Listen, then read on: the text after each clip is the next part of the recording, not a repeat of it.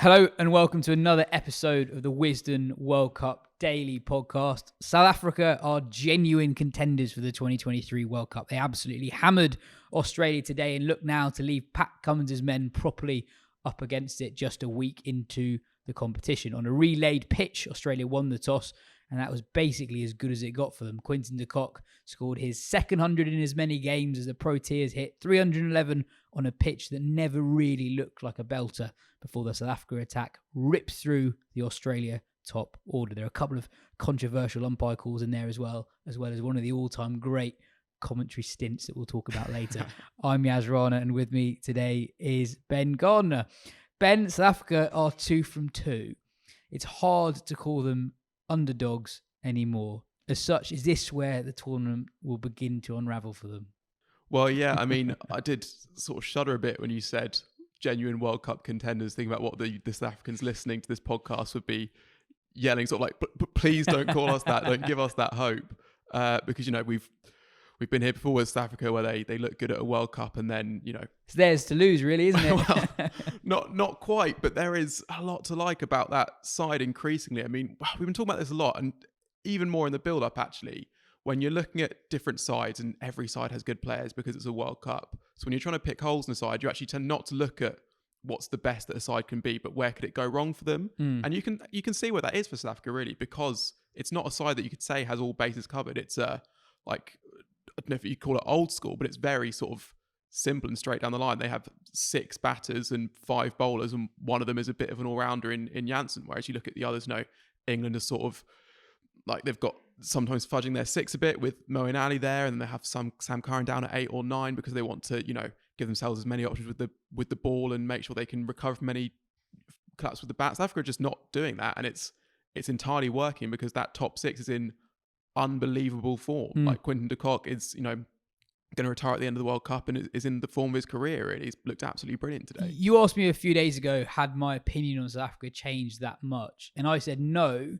after the Sri Lanka game, because so much of they've not had that much recent success, but their recent success has been on pitches that you don't really see in India that much. And it just so happened to be that Delhi pitch against Sri Lanka was quite similar to what they have back at home. But I thought this felt really different in that, you know, it's really hard to quantify what is a par score, but South Africa's 311, I think, was miles above par. The pitch was tacky, massive square boundaries. It felt really difficult to score off balls that were dug into the pitch with pace off. Then Australia gifted them loads of chances. There were also misfields. And I thought de Kock and Markram were brilliant in particular. And there's a lot of chat about how good the South Africa top 6 is. I think it's really significant that they're not just good, they're really good in India. De Kock, Markram, Klaasen and Miller are all not just IPL players, are properly good IPL players. So they have experience of adapting to the different pitches that you get across the tournament in India. And I thought the way those two attacked, there were some individual shots that were just breathtaking. The 6 that de Kock hits to reach his 100, a hook off Pat Cummins. Markram hit an amazing pull shot for 6. The shots that you don't really associate with those slow pitches with massive boundaries. Two flicks over fine leg and consecutive balls as well from de Kock, one of which he almost got caught out and just cleared the man, and then does the same again. Yeah, I mean, you can't, and it's also a top 6 that all fits together as well as having that experience in India. Like you've got the kind of the anchor men in there in Temba Bavuma and Rassie van der Dus, and you've got de Kock who gets off to a fly. You've got Markram who can kind of play any role, and you've got the absolute explosive finishers in Klaasen and Miller. But I think crucially as well, they all just average loads. Like they're you know, they're all averaging kind of at least 14 ODI cricket, and some of them quite a bit more than that. So if that's happening, then you're actually going to get to 300 quite often. And also the reason why they are now World Cup contenders, like you can talk all you want about who's the best team in the competition, who's stronger out of X and Y or whatever. But actually, once you get into it, a lot of teams can beat a lot of other teams in their day. And South Africa have now beaten 2 good teams, one team who might still contend for semi-finals. I guess we'll discuss them a bit later. And then if they then beat Bangladesh, Netherlands, Afghanistan, which is a reasonable size if, but they should do that, then all of a sudden they're at 5 wins, and they kind of only need to be taking 1 off of New Zealand, Pakistan, India, England, and then they're kind of through to the semi-finals. So that already kind of makes them tournament contenders, because as we've seen in these two games, they have a batting lineup that if it fires is just so hard to keep in check. Matt asks, is Quinton de Kock the cricket equivalent of Eden Hazard? He and the whole team, to be honest, just seem so relaxed at the moment. He's brilliant to watch, and yeah, I think he does give off Hazard vibes. Yeah, I guess an underrated great of a generation, kind of calling it quits on their own terms. A certain amount of an interesting relationship with the sport that they play, I suppose, and are each have an easy relationship with their own pursuit of glory. I guess Hazard wasn't that fussed about winning everything he could, and de Kock seemingly isn't either. Very well answered. I liked how they picked the two specialist spinners today. It shows a bit of flexibility that actually might be easier to do now that Nortje is injured, weirdly. Because with Nortje, you almost feel obliged to pick him, Rabada, Ngidi and Janssen every time. Janssen because of the all-round stuff. And potentially at the expense of having the ideal balance. And they were Ngidi and Rabada were world-class. Ngidi gave away nothing with the new ball. He's so good on those sort of pitches.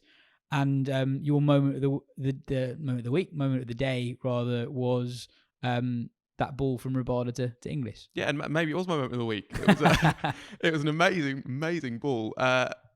Yeah, and I mean, was it Hayden on commentary saying he played around the straight one, which was incredibly harsh because it was very quick. It was full enough. Maybe it could have been a touch further forward, but who am I really to say that? But moved away. I guess the thing is you don't normally get away moving balls that still sort of crash into like halfway up, off and middle, but that's what this one did. And Josh Inglis's his face was extraordinary as well afterwards, like a properly wide open mouth, not just in an O shape, like a fish shape basically, was how flabbergasted he was. And yeah, coming in for your first game in a World Cup and getting a ball like that, 4 balls in is not ideal. Not the only Australian to be shocked by their dismissal today. Ben Jones asked, is South Africa's model of putting a short form white ball tournament at the heart of the traditional home summer something other countries could replicate to recreate their success? The only thing to say, I mean, on that, maybe. I mean, you know, it's helped Markram get back into form, I suppose. That was the beginning of his rejuvenation. Are you seriously? Yeah, well, I mean, yeah, obviously there's a little bit of a tongue-in-cheek thing there. I think we know what Ben Jones is referring to. But Markram, it helped him get back into form. I think it probably helped with Klaassen as well. I think he has risen up, and it does give a platform to some of those players. But also I think you can look at actually other brave decisions that Cricket South Africa have taken. They could easily have not been at this tournament. It's easy to forget that. Like, I know that Sri Lanka then cruised through the qualifiers in a way that maybe South Africa would if they went there. But when they forfeited that series against Australia, they were properly in danger of not making this, and now they're at the tournament and smashing Australia. And it wasn't just forfeiting that series; it was picking way below full strength squads for others as well. Just on Australia were weirdly bad, terrible in the field. Something like 7 drop catches, loads of misfields.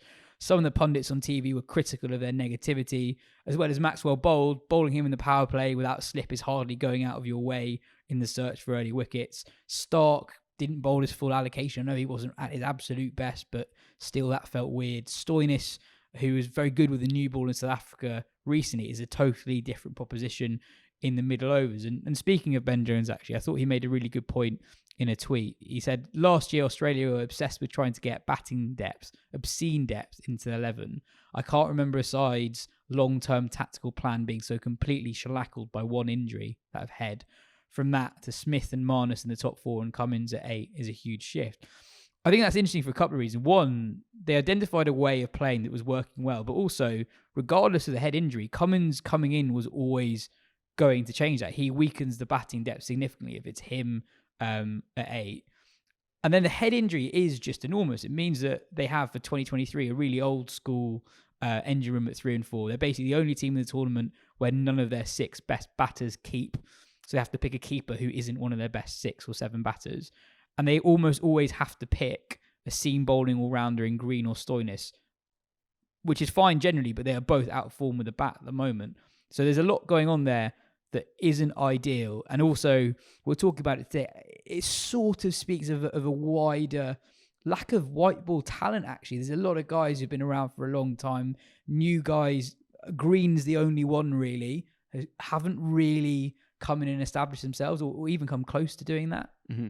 Yeah, and I guess when you look at Stark not bowling his full allocation of overs for example, that also speaks to the makeup of that side. Because if you've got Marsh in there, and especially Stoinis batting down there at number 7, and then they're not bowling at all, then that kind of shows up how skewed your side is. And if you've got guys in there, you kind of think, I may as well throw the ball to them, and all of a sudden you've bowled 4 overs of not your best bowlers, and then that means that's 4 that your best bowlers don't bowl. And yeah, it just is a real puzzle. And we should say it's not just that Head missed out because of the type of player, it is just because of the player he is. Like, he is the best batter in that top 6. Now, we picked a World 11 for the tournament. He got into that. Like, if Butler got injured, England would be way worse. Like, have sympathy for Australia there. And you wonder what they can do about it in the tournament, right? Because who can they...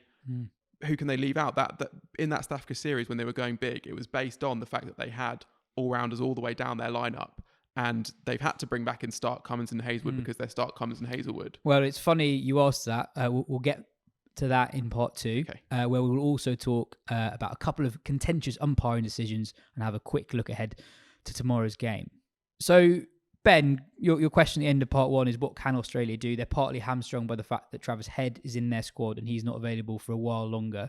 So they effectively have a 14-man squad. The 3 players who didn't play today were Abbott, Green, and Carey. Do you think Cummins could drop himself? Because if the extra batting depth is what gave them that success before the tournament, that is where they get it from. And Cummins doesn't have a really clear role with the ball. He's obviously very good, but he isn't the world beater that he is in Test cricket. Yeah, they could do. And it would be a very brave call, and in some ways maybe quite a Cummins call, because of, how he's viewed as a captain and that sort of thing. And there is cricketing logic there for sure. If you bring in Sean Abbott for Pat Cummins, then maybe you do get to do that properly. Abbott 8, Stark 9, or you bring Green and then you bring Green 6, Inglis can go down to 7 or 8, and then you do have a that's really deep, and then maybe that can free up Smith and Labuschagne to an extent to come out properly hard, because they are both players who can whack it. It's not as if they're completely shotless.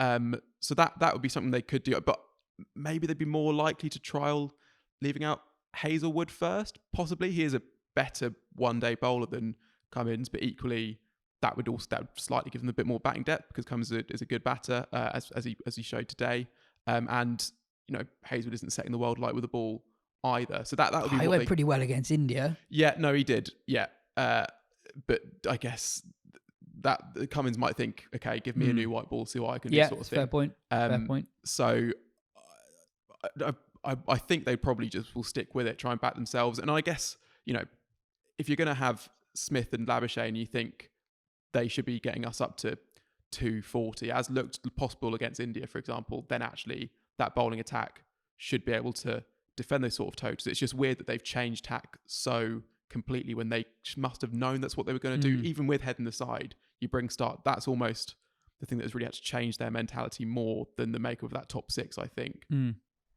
are a couple of contentious moments, Ben. Do you want to talk us through them? The first one involving Steve Smith was weird, and the second one involving Stoinis was probably a mistake. Yeah, so the Smith one was an LBW decision where there's been a lot of LBW decisions with Smith recently that we've said that looks like a shocker, and then you see it on review, like, oh, actually, it's fine. This one was a bit weirder because they didn't show the replay right to begin with on the DRS. They just showed the back frame from the back that showed he was out, and Smith was like, what, you didn't even show the animation, kind of thing. And then when you saw the animation later and you actually look at it, you can just about see it. He just gets into weird positions, and that's kind of what's I think that's it here. Because he was very annoyed at getting out LBW when in a very similar position multiple times when he was playing for Sussex in the county championship. Everyone on Twitter was saying those are howlers. Then he gets one, I think, off Josh Tongue in the Lord's Test match that looked exactly the same, reviewed, and it turns out it was actually out. Yeah. And this was quite similar as well. You're right, he just gets in very odd positions that other players don't really get into. Yeah, and we'll get on to Hayden, but a little good Matthew Hayden, but there he says you can shake your head as many times as you want, but that's crashing into the stumps. And then the other one, this one was contentious. So Stoinis was originally given not out gloving down the leg side, basically. And so then they roll the review through, and you're thinking like, okay, it's hit something, kind of hit back pad, waiting for the ultra edge, it comes, there's a spike as ball passes glove. So there's no room for debate there. The question is, I guess, what has it hit? Is it a handle? Has it hit glove? And also then, which glove has it hit? And is that glove touching either the bat or the other glove? There was what the TV umpire said was that his right glove was touching his left glove, which was touching the bat, which is therefore out. If that was the case, that would be the correct decision, because a glove that is holding the bat becomes part of the bat effectively. So glove, touching bat is glove touching bat. So that's out. I'm still following. Yeah, but if you look at, like, he's basically made that decision based on the right hand of the ultra red split screen, where you can see the two gloves close together. But when you look at the left hand side, you could actually there's a sort of perspective thing going on that they're actually not that close. It's a distance away. Yeah, it's kind of you can do it in your own hands. I got the vibe that when he was talking us through the decision, that he just wanted to show off that he knew the law. Yeah, he was very confidently explained, his glove is off the bat, but because the glove is touching the other glove, it is still out, which is all correct. But it didn't take into account the fact that the glove was not actually touching the other glove. Yeah. So probably a mistake. My moment of the game was that magnificent half an hour stint that Matthew Hayden did on commentary when the game was dead and buried, where he essentially said that this Australian performance was an affront to what it means to be an Australian.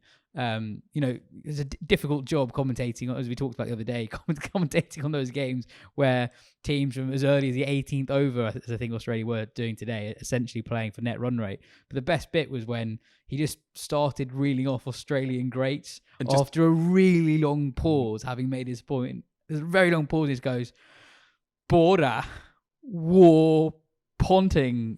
I thought he was going to say himself for a second. But he does then sort of turn and look around and then say Finch, because Finch is also in the commentary box. That was excellent. That was extraordinary. I thought Hayden was a good... But I actually really liked how Hayden was quite critical of their approach in the field as well, because when a team collapses to 70 for 6, obviously the batters are in the spotlight. But really, as we talked up top, I think South Africa ended up getting a score miles above par, and I think Australia were quite negative, and I was glad that was called out on air.